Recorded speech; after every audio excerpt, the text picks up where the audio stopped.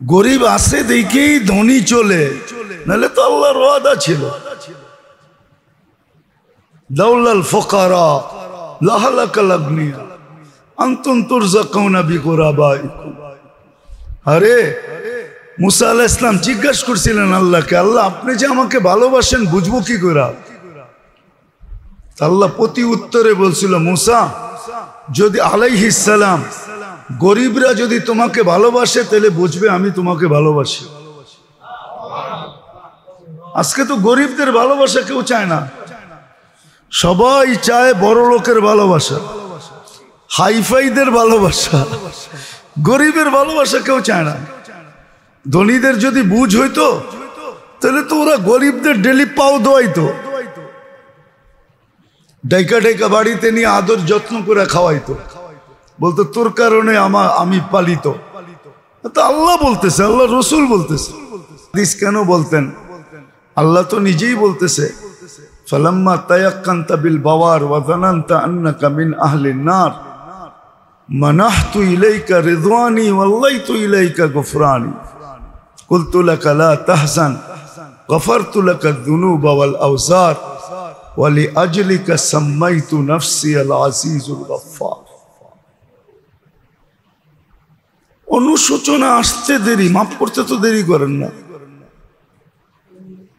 তওবা তো একবার না, শতবার ভাঙলেও মাফ করেন। আল্লাহ রসুল কেন বলবে? সাহাবা জিজ্ঞাসা করছেন, গুনাহ করে মাপ চাইলাম আবার গুনাহ হলো, মাপও তো চাইতে হয় না, গুনাহ কইরা রব্বানা বলে চিৎকার দিলেই হয়, হায় আল্লাহ আমি কি করলাম, এতটুকুর উপরে মাফ করে। আল্লাহ রসুল সাল্লাল্লাহু আলাইহি ওয়াসাল্লামকে জিজ্ঞাসা করছেন, এটা তো একটা লুকোচুরি আর ড্রামা, এটা ডেলি কয়বার করলে আল্লাহ মাফ করবেন? বলছে 70 বারের উপরও মাফ করবে। সুযোগ তো আছে। এই জন্য মেরে দোস্ত বড় ধ্যান খেয়াল দিয়া বুঝি। আজকে যত দায়িত্বের বোঝাই উঠাই না কেন, সবাই নিজেকে দায়িত্ববান মনে করে আর দায়িত্বের বোঝা উঠায় নিয়ে ফিরতেছে। এক একজন দেখলে মনে হয়, কথা শুনলে মনে হয় যে না জানি কত বড় হিতাকাঙ্ক্ষী, না জানি কত বড় দায়িত্বশীল, না জানি নিজেকে উজাড় করে দিয়া সব করবে। কিন্তু আসলে যে সবচেয়ে বড় দায়িত্ব যেটা, ওটাই সে জানে না। সবচেয়ে বড় দায়িত্ব ছিল নিজেকে জাহান্নাম থেকে বাঁচানোর পদ্ধতি শেখা, জানা যে আমি আমাকে জাহান্নাম থেকে কিভাবে বাঁচাইতে পারি। দ্বিতীয় ছিল আমার পরিবারকে কিভাবে বাঁচাইতে পারি। নাইলে কোরআনের এই আয়াত সত্য হবে না। কোরআনে সত্য আছে, সত্য কথা। আলহাকনা বিহিম যুররিয়াতাহুম, তোমাদের পরিবার পরিজনকে তোমাদের সাথে মিলায়া দিব। ওয়ায়ানকালিবু ইলা আহলিহি মাসরুরা, আছে কিছু লোক যারা কিয়ামতের দিন পরিবার জন আগে যায় জান্নাতে পৌঁছবে। সবাই মেসেজ দিবে আমরা জায়গা মতে চলে আসছি, তুমি কোথায়? তখন সে খুশি খুশি ছুটতে থাকবে, যাক আলহামদুলিল্লাহ সবাই জায়গা মতে পৌঁছে গেছে। এই আয়াত সত্য হবে, নাহলে এটা সত্য হবে না। তখন সত্য হবে না, তখন তো উল্টাটা হবে। সন্তান আজকেও মা বাবার বিরুদ্ধে না হইলে তো দোয়া করতো ডেলি 50 বার, না করতো না? হ্যাঁ, পক্ষে থাকলে জান দিয়া দিতে চায়। তো দুনিয়ার কোনো সম্পর্কই নেই, সামান্য দুনিয়ার সম্পর্ক, এর জন্যই তো জান দিতে চায়। আজকে তো সন্তান মা বাবার পক্ষে না, আমরাও পক্ষে না। রাগ হয় না, কিন্তু একটু আগেই বলছি কয়বার মা বাবার কথা মনে ওঠে। অথচ আল্লাহ তো দোয়া শিখিয়ে দিছিলেন, নবী তো হুকুম দিছিলেন ডেলি একবার হইলেও পড়ো, একটু পর পর হইলেও চাও। আরে আরবি না পারি, বাংলাও তো বলতে পারি, আল্লাহ মা বাবারে মাফ করে দেন। এটা কয়জন বলে? এই তসবিহ কয়জন পড়ে? উচিত তো ছিল। আজকেও তো আমরা পক্ষে না, দুনিয়ার থেকে চলে গেছে, তারপরও তো আমাদের অভিযোগ রয়ে গেছে না? রয়ে যায় নাই? হ্যাঁ, দেখামু কত বাচ্চাই তো এখনো আছে, বুড়া হয়ে গেছে, এখনো বাপের নাম নিয়ে কয় সুযোগ ছিল, ইচ্ছা করলে আমগোর লেগে 2-4-10টা বাড়ি ঢাকা শহরে করে যেতে পারতো, কিচ্ছু করে যায় না, খালি বাজার করছে আর খাইছে। নাই ঢাকা শহরে এরকম সন্তান? দেখামো 2-4টা? হ্যাঁ, 2-4টা দেখাইতে পারি আমি আশেপাশের থেকে, এখনো বাপের বিরুদ্ধে অভিযোগ করে। ঢাকায় শব্দে যেটা বলে মারবি গিয়া মারবি গিয়া, মুড়েও গেছে মাইরেও গেছে। ওই সময় সস্তার সময় ছিল, খালি নয়া বাজার বাজার করছে আর গোস্তের সাথে আলুর জায়গায় ডিম দিয়া খাইছে। ঢাকায় একটা পাক আছে, ঢাকায় রাগ হয়ে যাবে, গোস্তের সাথে আলুর জায়গায় ডিম দেয়। এটা সিলেটেও আছে, খাইছেন কখনো? খান তো নাই, জিগান ঢাকায়রা বয়ে রয়েছে, গোশ আর ডিম দিয়া পাক করে, গোস্তে আলুর জায়গায় ডিম দেয়। এখনো মা বাবা চলে গেছে, বহু সন্তানের অভিযোগ আছে মা বাবার বিরুদ্ধে, যে খালি নয়া বাজার বাজার করছে আর গোস্তের সাথে ডিম দিয়া খাইছে, আর প্রত্যেক বেলা সকাল বিকাল 3 বেলা আমাদেরকে পিছলা খাওয়াইছে। ইচ্ছা করলে আরো 10টা বাড়ি রেখে যেতে পারতো। অভিযোগ না, বুঝানোর জন্য বলতেছি। এরকম শুধু ওনাদের না, সর্ব জায়গার সন্তানের মা বাবার বিরুদ্ধে মরার পরেও অভিযোগ আছে। এ তো দুনিয়ার চিত্র। রাগ হয় না, বুঝেন, কাজে দিবে, কাজে দিবে। আবার বহু সন্তান এমনও আছে সারাদিন মনে মনে কাঁদতে থাকে, আল্লাহ বাবা মাপ হলো কি হলো না জানি না, মা আরামে আছে কি জানি না। একটু যদি জানায়া দিতা যে মা আরামে আছে, বাবা আরামে আছে, এই কান্না সারাদিন কাঁদতে থাকে, এরকম সন্তানও আছে। আছে, নিয়ে যেতে পারি আপনাদেরকে। ও দেখলেই আগে বলবে আমার মা বাবার জন্য একটু দোয়া করেন। আবার বহু সন্তান আছে অভিযোগ করে, আবার বহু সন্তান আছে গালিও দেয়, মরা মা বাবাকে গালি দেয় না, দেয় না? চলেন আমি দেখায় দেব, এটা সেটা বলে গালি দিয়া বলে আমাদের জন্য কি রেখে গেছে। আরে তোর অস্তিত্ব যে হয়েছে, তুই যে দুনিয়া দেখছো সেটাই তো বড়, এর চেয়ে বড় আর কি হবে? প্রত্যেককে দেওয়ার ওয়াদা তো আল্লাহর আছে। আল্লাহ তো আরো আরেক রকম বলছেন, আমরা একটা ভাবি, আল্লাহ তো আরেকটা বলছেন, ইয়ারযুকুহুম ওয়া ইয়াকুম। আল্লাহ তো বলে সন্তানের কারণে তোকে পালবো, তোর কারণে তোকে পালবো না। আমাদের কারণে আমাদেরকে পালেন না, সন্তানের কারণে আমাদেরকে পালেন। কোরআন তো এটা বলে, সন্তান তো আমার দ্বারা লালিত পালিত না, তার দ্বারা আমি লালিত পালিত। যেমন আমাদের ধনীরা মনে করে আমরা না থাকলে গরিব চড্ডি বড্ডি গোল, ঠিক না? আমরা গরিবদেরকে পালি, এটাই তো বলে না? এটা বলে না? হ্যাঁ, মনে হয় যে খোদা হয়ে চলে আসছে আর কি। অথচ আল্লাহ বলে আনতুম তুরজাকুনা বিকুরাবাইকুম, শ্রমিকরা আছে বিদায় তোর প্যারাডো চলে। শ্রমিক না থাকলে, গরিব না থাকলে তোর প্যারাডো। তোকে একবার উপরে উঠাইতাম, আরেকবার নিচে আছাড় দিতাম। এই জন্য কিতাবের কথা আপনি মানেন আর না মানেন, লেখা রাখেন কোটিং করে আমারটা, সত্য এটাই।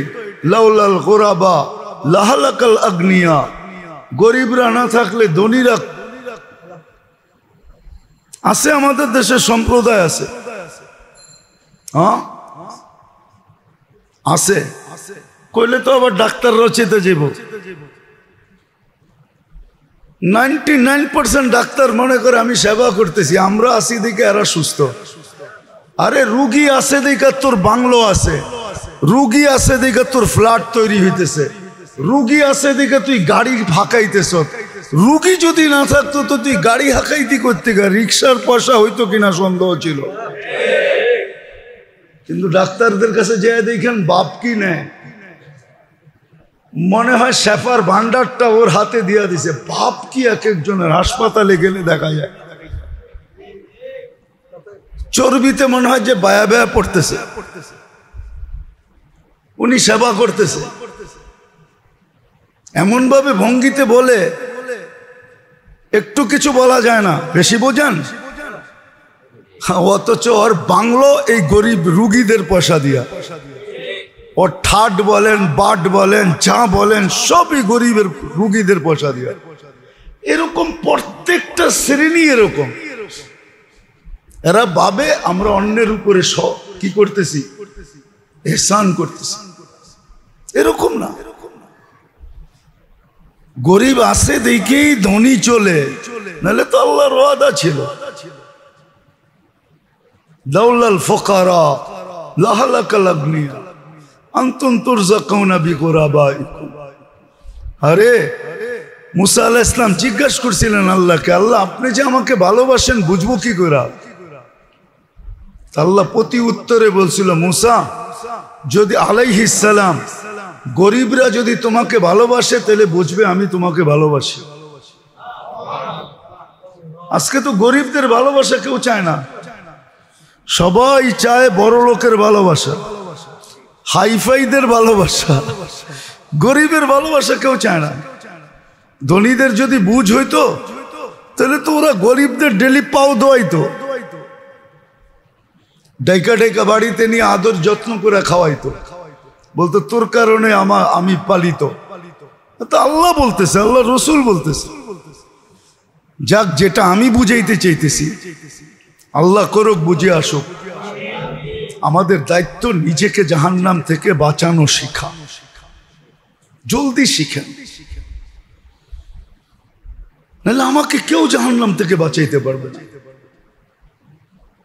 কেউ বাঁচাইতে পারবে না। এটা আল্লাহর সিস্টেম, আল্লাহর ল, আল্লাহর রেজুলেশন, আল্লাহর নিয়ম, আল্লাহর কানুন, আল্লাহর এটা সিস্টেম, এটাই আল্লাহর সংবিধান যে তোমাকে তুমি জাহান্নাম থেকে বাঁচাও। শিখো কিভাবে বাঁচাবে, আর পদ্ধতিও শিখাইয়া দিছেন। হাদিস মনে উঠলো এই জন্য বলতেছি, কত ক্ষুদ্র জিনিস দিয়ে বাঁচানো যায় একটু দেখেন, ভাবেন। আল্লাহ রসুল তো বলছে ইত্তাকিন নার ওয়ালাউ বিশাক্কি তামরাতিন, খেজুরের একটা টুকরা দিয়া জাহান্নাম থেকে বাঁচা যায়। একটা টুকরা যদি সঠিক জায়গায় ব্যয় করা যায়, সঠিক সময় যদি দেওয়া যায়, সঠিক জায়গায় দেওয়া যায়, তাহলে এক টুকরা দিয়া জাহান্নাম থেকে বাঁচা যায়। আচ্ছা বলেন, এর চেয়ে নিচে আসার কি স্তর আছে আমাকে বুঝান। ওয়ালাউ বিশাক্কি তামরা, বাঁচানোর পদ্ধতিগুলো তো কঠিন না। এমন তো না যে হিমালয়ের চূড়ায় চললে তারপরে বাঁচামো, সিঁড়ি বানাইতে বানাইতে আকাশে উঠলে তারপরে বাঁচামো। ন্যূনতম স্তর বলতেছে ওয়ালাউ বিশাক্কি তামরাতিন, খেজুরের একটা টুকরা দিয়া জাহান্নাম থেকে বাঁচা যায়। ওয়ালাউ বিশুরবাতি মাইন, এক ঘট পানি দিয়া বাঁচা যায়। নাইলে ওই মহিলা বাঁচলো কি করে? আজ পর্যন্ত কেউ বলতে পারবে না যে কুকুর এক গ্লাস পানি খায়, এক কাপ খায়। কুকুর এক কাপ পানিও পান করে না, এক গ্লাসও পান করে না। কুকুর তো পানি পান করে জিব্বা দিয়া, 2-3 বার জিব্বাটাকে ভিজায়, ওটা দিয়া ওর পিপাসা মিটে। জীবনে কোনোদিন দেখেন না? নাহলে মাঝে মাঝে দেখেন, এগুলা দেখলে কাজে লাগবে। ওই পতিতা মহিলা তো এটাই করছিল, তার তো পেশাই ছিল পতিতাবৃত্তি। সে পতিতা ছিল, দেহ ব্যবসা ছিল তার। সে তো পিপাসিত কুকুরকে জুতার মাধ্যমে কয়েক ফোঁটা পানি পান করাইছে। বুখারীতে তো আছে, কোন জয়ীফ হাদিস তো না। যারা খালি সহি সহি টোকায় ওদেরকে বলতেছি। কয়েকটা হাদিস ছিল তো, কয়েকটা ফোঁটা পানি। আল্লাহ তো বুঝায় দিছেন, ও জাহান্নাম থেকে বাঁচায় নিছে নিজেকে। কিচ্ছা শোনানোর তো উদ্দেশ্য ছিল না আল্লাহ, আমাদেরকে বুঝানো উদ্দেশ্য ছিল যে উম্মতে মুহাম্মদী তোমরাও ইচ্ছা করলে কয়েক ফোঁটা দিয়া জাহান্নাম থেকে বাঁচায় নিজেকে বাঁচাইতে পারো। আরে জাহান্নাম থেকে বাঁচানোর জন্য তো আমল বেশি জরুরি না। আরেকটা জিনিস দেখাইতেছি, রাত্রে উঠে যদি এক ফোঁটা পানিও ঝরাইলো ভয়ে, তাইলেও তো যথেষ্ট। আইনুন বাকাত মিন খাশিয়াতিল্লাহ, আল্লাহর ভয়ে যেই চক্ষু পানি ঝরাইছে, আল্লাহর ভয়ে। মাত্রাও তো বলে দিছেন কতটুকু হইতে হবে, 1 glass, 1 jug, 1 litre, 10 litre, 5 litre, এতটুকু তো না, মাসির মাথার পরিমাণ। আর কিভাবে বলবে? তারপরও যদি আমি বাঁচাইতে না চাই, এই জন্য 2 দায়িত্বের থেকে নিষ্কৃতি পাওয়া যাবে না, এটাই বড় দায়িত্ব। শিখা উচিত ছিল, সময় দেওয়া উচিত ছিল। সময় তো এই জন্যই দেওয়া দরকার ছিল, জীবনটা তো এই জন্যই দিছেন। আছে তো কিছু মানুষ এখনো, যে আল্লাহ জীবনটা তো আপনাকে পাওয়ার জন্য দিছিলেন, কিন্তু আপনাকে তো এখনো পাইলাম না। আছে কিছু মানুষ সারাদিনে 2-4-20 বার হায় বলে, হায় হায় আল্লাহ পাইলাম তো না। নিজেকে জাহান্নাম থেকে বাঁচানো শিখেন, কাজে দিবে।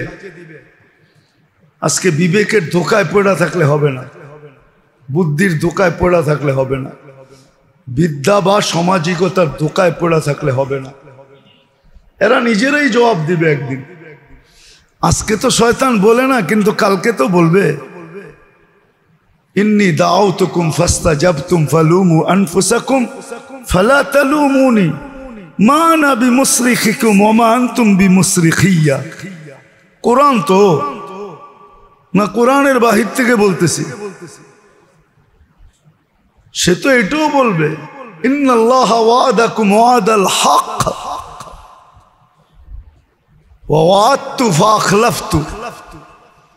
অঙ্গীকার আমিও দিছিলাম, কিন্তু আমারটা পুরাটাই পুরা বানাওয়াটি ছিল, ধোঁকা ছিল, ধোঁকা। 22 নম্বর ছিল, কিন্তু আল্লাহর ওয়াদা সত্য ছিল। সেও তো বলবে, আমার ব্রেনও তো একদিন আমাকে বলবে যে আমি তো ধোঁকা দিছিলাম। বিদ্যাও বলবে আমি ধোঁকা দিছিলাম, বিবেকও বলবে আমি ধোঁকা দিছিলাম। তুমি আল্লাহর কথা শুনলে না কেন? উচিত তো এটাই ছিল। মুসলমান তো ওকেই বলে যে সর্বক্ষেত্রে দেখে, বিবেক দেখে না, দেখে আল্লাহ, বুদ্ধি দেখে না, দেখে আল্লাহ, দেখে আল্লাহ রসুল, দেখে বিবেক দেখে না, দেখে আল্লাহ, আল্লাহ রসুল। বুদ্ধি দেখে না, দেখে আল্লাহ, আল্লাহ রসুল। বিদ্যা দেখে না, দেখে আল্লাহ কি বলে, আল্লাহ রসুল কি বলে।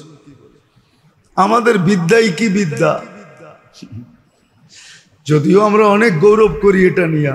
কি বিদ্যা? এত বস্তুর বিদ্যা, পেটপালা বিদ্যা। এটা দিয়েই তো সবাই পেট পালতেছে। এটা তো আরবিতে বলে, ওটাকে বলে ইলমুল মাস, জীবিকা অর্জনের বিদ্যা। ইলমুল মাত তো না, আখেরাতের বিদ্যা তো না। এই জন্য আমাদের প্রথম দায়িত্ব হলো নিজেকে জাহান্নাম থেকে বাঁচানো শিখা, যে আমি জাহান্নাম থেকে কিভাবে বাঁচাবো। এটাও সুস্পষ্ট, কেউ কাউকে বাঁচায় দিতে পারবে না। কেউ পারবে না। ভুরি ভুরি প্রমাণ রয়ে গেছে। আর আল্লাহ এমন জায়গার থেকে প্রমাণ দিছেন যার উপরে কোনো প্রমাণই হয় না, আর কোথাও এই প্রমাণ ফিট করা যায় না। নবীদের ঘর থেকে দিছেন, নবীদের ঘর থেকে দিছেন। নূহ আলাইহিস সালাম ছেলে দিয়া দিছেন, লূত আলাইহিস সালামের স্ত্রী দিয়া দিছেন, ইব্রাহিম আলাইহিস সালামের বাবা দিয়া দিছেন, মুসা আলাইহিস সালামের ভাই দিয়া দিছেন, রাসূলুল্লাহ সাল্লাল্লাহু আলাইহি ওয়াসাল্লামের চাচা দিয়া দিছেন। সম্পর্ক আর কোনটা বাকি আছে? সবচেয়ে নিকটতম সম্পর্ক দুনিয়ার আর কোনটা বাকি আছে? কারুন তো মুসা আলাইহিস সালামের খালাতো ভাই ছিল, এটা দিয়েও তো দিছেন। মা তো খালা তো মার জায়গায় হয়, এটা দিয়ে দিছেন। আর কি দিবে? প্রমাণ তো আল্লাহ দিছেন।